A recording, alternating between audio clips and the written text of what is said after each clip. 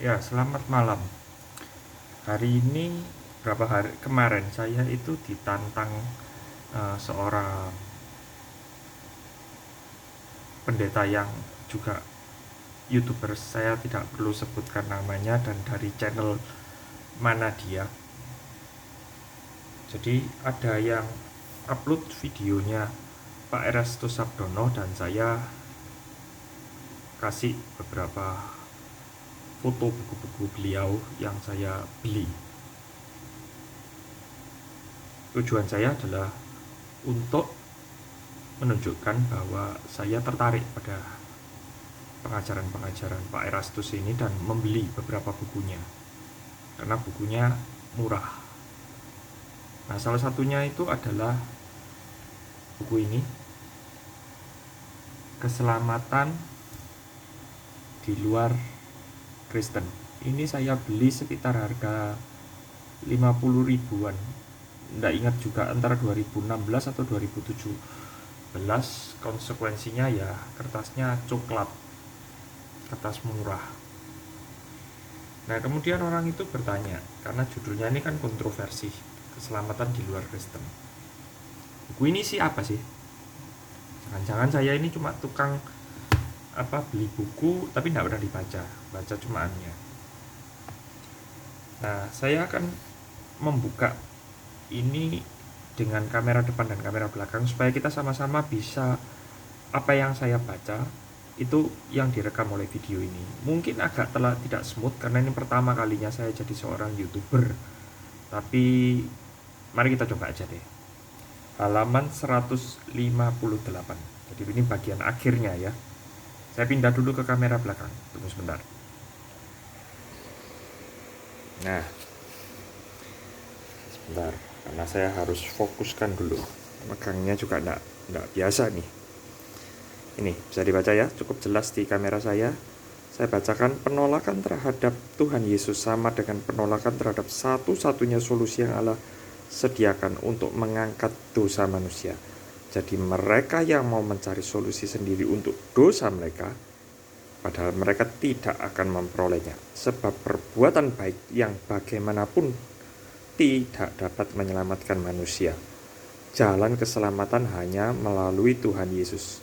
Sikap mereka sudah pasti membawa mereka kepada kebinasaan. Bisa dibuktikan bahwa orang-orang yang menolak dan membenci penciptanya pasti berkelakuan jahat. Mereka adalah antek-antek Lucifer yang kelompoknya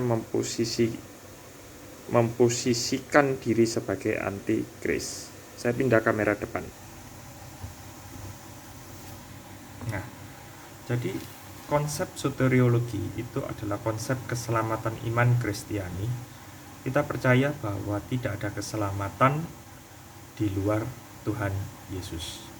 Tapi persoalannya tidak cuma seperti itu. Persoalannya adalah keselamatan itu karena anugerah. Tapi beberapa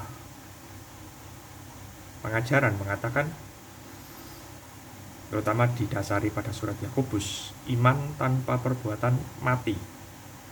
Nah, kalau kita baca halaman 158, poin pertamanya sudah dapat bahwa tidak ada keselamatan di luar Tuhan Yesus. Tidak ada. Jadi aman ya, disitunya sudah cukup aman. Nah, tapi persoalannya kan jadi yang keduanya, apakah keselamatan itu murni karena imannya atau imannya itu kurang, jadi harus ditambahkan perbuatan. Nah, mari kita lihat satu-satu supaya kita dapat ini. Saya pindah ke halaman 12. Saya buka dulu, nanti saya pindah ke kamera belakangnya. Karena megang HP dengan tangan ya nggak biasa juga. Oke, saya sudah buka halaman 12-nya. Sekarang saya pindah ke kamera belakang. Nah, poin yang saya mau ajak adalah, sebentar, ini enggak mau fokus lagi. Yang atas ini ya. Tidak pernah dikatakan dalam Alkitab bahwa Tuhan Yesus mati hanya untuk sebagian atau untuk orang tertentu. Perhatikan kalimat ini. Semua dosa telah dipikul oleh Tuhan Yesus, sudah final. Jadi dari kalimat ini bisa ditarik kesimpulan bahwa kematian Tuhan Yesus itu adalah untuk semua orang. Saya pindah kamera depan.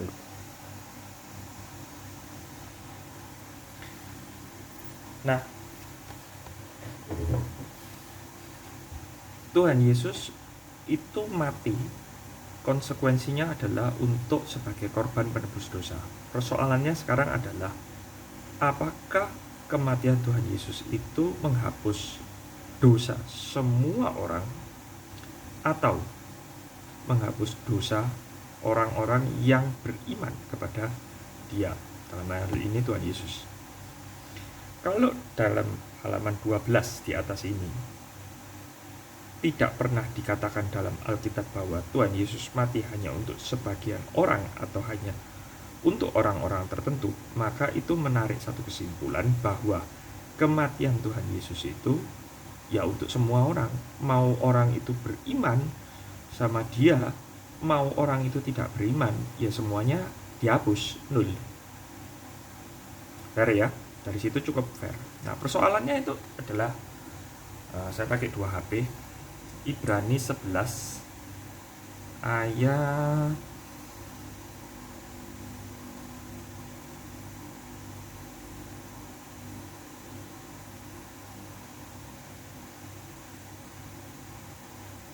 13. Dalam iman mereka semua ini telah mati sebagai orang-orang yang tidak memperoleh apa yang dijanjikan. Jadi orang-orang itu beriman tanpa memperoleh apa yang dijanjikan, tetapi hanya jauh melihatnya dan melambai-lambai kepadanya, dan yang mengakui bahwa mereka adalah orang asing dan pendatang di bumi ini. Nah, dari poin halaman 12 itu kita bisa menarik satu kesimpulan, ada satu problem dasar di dalam soteriologi, bahwa kematian Tuhan Yesus itu sama, atau dalam pengertian Dia kalau menghapus dosa semua orang, Dia akan nabrak 11 ayat berapa tadi, 13 kalau nggak salah Ibrani itu, ya kan? Kalau semua orang yang mati sebelum zaman Tuhan Yesus itu dihapus, berarti mereka semua clear, nol, layak dapat masuk. Nggak tahu itu mau surga, nggak tahu itu Firdaus, terserah apapun namanya, tapi clear. Persoalannya clear. Tapi kalau itu clear, dia akan nabrak ke Ibrani. Bingung juga kan pada akhirnya. Tapi poinnya itu satu ya. Jadi dalam bedah buku itu kita tidak melakukan detail kayak gitu, karena ini aja sudah 8 menit ini. Nah, sekarang saya pindah ke halaman 56, chapter bab kelima, peran perbuatan baik. Saya sudah siapkan, saya pindah ke kamera belakang. Nah, ini saya sudah garis bawahi. Keselamatan mereka yang ada di luar Kristen tidaklah sama dengan keselamatan yang diterima orang Kristen yang sungguh-sungguh menerima Tuhan Yesus dan mengikut Dia dengan benar. Harus dibedakan antara keselamatan yang dialami orang percaya dan keselamatan yang di luar orang percaya. Bisa dibedakan? Ada keselamatan yang dialami orang percaya, ada keselamatan bagi mereka di luar orang percaya. Keselamatan adalah usaha Tuhan mengembalikan manusia kepada rancangannya. Oleh sebab itu, sering pula keselamatan orang-orang di luar Kristen tidak disebut sebagai keselamatan. Ya, ini cuma pergantian kalimat lah. Jadi, di luar Kristen tidak disebut keselamatan, tetapi sebagai kesempatan memasuki dunia yang akan datang. Mereka hanya bisa menjadi warga negara di langit yang baru, bumi yang baru. Orang-orang inilah yang dimaksud oleh Roma 8 ayat 20 sebagai seluruh makhluk. Saya pindah dulu ke kamera depan. Nah, Tadi dikatakan Roma 8 ayat 20. Mari kita buka sama-sama supaya sama. Roma 8 ayat 20. Saya tidak bisa rollkan ke sini karena ini HP. Roma 8 ayat 20. Karena seluruh makhluk telah ditaklukkan kepada kesia-siaan, bukan karena kehendaknya sendiri, tetapi oleh kehendak Dia yang telah menaklukkannya. Pertanyaannya adalah sekarang seperti ini.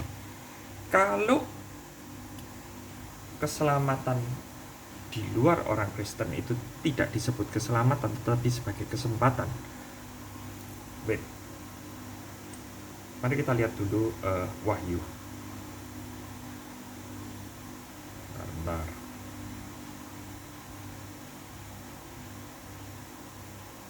Wahyu ayat 13.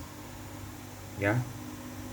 Wahyu 20 ayat 13. Laut menyerahkan orang mati yang di dalamnya, maut kerajaan maut kerajaan maut menyerahkan orang-orang mati yang di dalamnya, mereka dihakimi masing-masing menurut perbuatannya. Jadi semua orang yang di luar Kristen, menurut ayat 13, maut kerajaan maut, keluarkan stok mereka, orang-orang yang mati di luar Kristen, di luar kepada Kristus, itu akan dihakimi menurut perbuatannya. Ayat 2-nya, 14-nya, maut kerajaan maut ini dilemparkan ke dalam lautan api. Itulah kematian yang kedua atau lautan api. Setiap orang yang tidak temukan namanya tertulis dalam kitab kehidupan, ia dilempar. Nah, pertanyaannya adalah, mungkin tidak ada orang-orang yang tidak beriman menerima mahakarya keselamatan Allah di dalam Kristus, itu lewat dari Wahyu 20 kemudian masuk tiba-tiba nyemplung di Wahyu 21, aku melihat langit yang baru, bumi yang baru, dan orang-orang di luar iman kepada Kristus ini masuk di ayat 21, pasal 21. Itu pokok-pokok persoalan.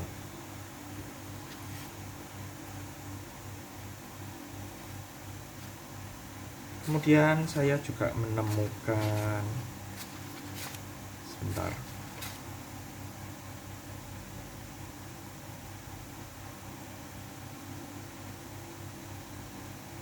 nah, halaman 64. Saya pindah ke kamera belakang.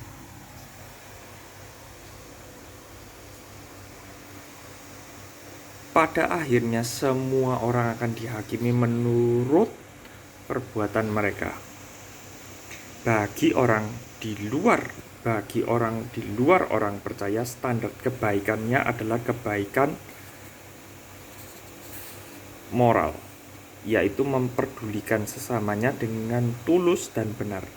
Perlakuan mereka terhadap sesama dipandang Tuhan sebagai perlakuan terhadap Tuhan sendiri. Mereka menuruti hukum kasihilah sesamamu manusia seperti mengasihi diri sendiri. Sedangkan orang percaya harus sampai bertingkat berkenan kepada Tuhan, yaitu segala sesuatu yang dilakukan selalu sesuai dengan pikiran dan perasaan Tuhan. Orang percaya harus memenuhi apa yang dikatakan dalam hukum utama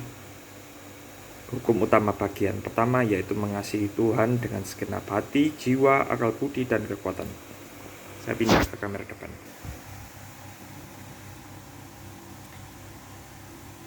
Jadi, kalau di luar orang percaya, standar kebaikannya menurut halaman 64 itu adalah perbuatan. Jadi, bisa nangkap ya. Dasar soteriologinya adalah ada iman, ada perbuatan. Rata-rata itu adalah iman tok, tapi yang kedua iman perbuatan. Nah, ini di luar iman terhadap Kristus itu bukan keselamatan, tetapi kesempatan. Ini kan pergantian kalimat aja. Kesempatan kedua dengan perbuatan baik yang dipertimbangkan oleh Tuhan. Yohanes 6.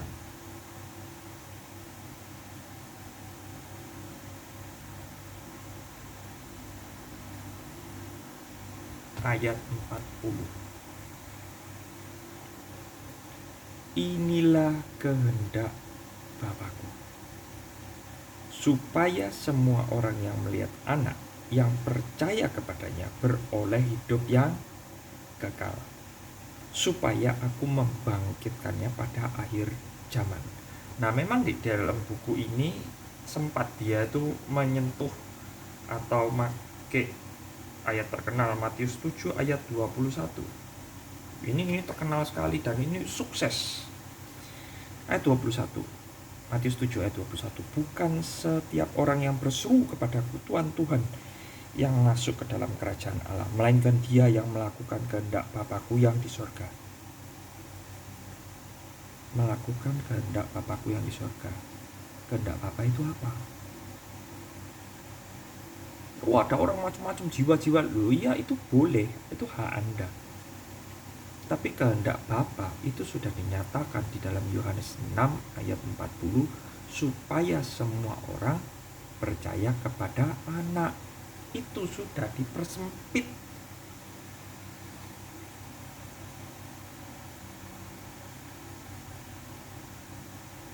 Kemudian ayat 22, pada hari terakhir, Anda baca sendirilah ayat 22. Saya pindah langsung ke ayat 23. Ini yang sukses sekali. Pada waktu itulah aku akan berterus terang kepada mereka, aku tidak pernah mengenal kamu. Perhatikan, Tuhan di dalam ayat 23 katakan, aku tidak pernah mengenal kamu. Wait.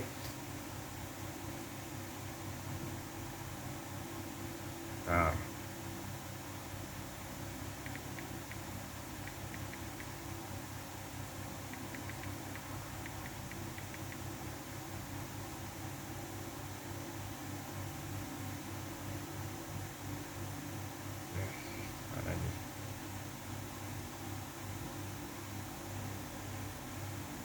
ya, ayat 23 katakan, aku tidak pernah mengenal kamu. Perhatikan sekarang, Yohanes 10 ayat 14, aku gembala yang baik, aku mengenal domba-dombaku, domba-dombaku mengenal aku. Nah, jadi apa yang bisa kita tarik dalam satu kesimpulan dalam buku ini? Ketika kita membuat satu bedah buku, itu tidak bisa sekedar Anda baca ini kayak gitu ya toh, ya kemudian hasil terakhirnya yang halaman 158. Oh ini ya, sudah ya, ini kesimpulannya. Enggak.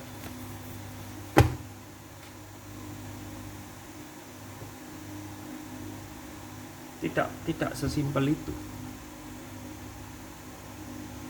Jadi keselamatan di dalam buku ini itu cukup kontroversi. Apakah dia murni hanya berpijak kepada mahakarya Allah di atas kayu salib? Ketika kita bilang itu tidak cukup, berarti Allah tidak sempurna mengerjakan itu. Karena itu perlu ditambahkan perbuatan baik. Nah, persoalan berikutnya adalah ketika Tuhan Yesus itu mati, apakah bisa dimaknai untuk menghapus semua dosa orang? Kalau dikatakan ya bisa, loh, konsekuensi hukumnya yang harus dipertanyakan itu berapa banyak orang yang mati sebelum zaman Tuhan Yesus itu langsung set up free? Itu kan jadi persoalan. Jadi demikian video pertama saya yang secara vlogging ini. Mungkin tidak smooth, kalimatnya jelimet, tapi semoga bisa memberikan gambaran.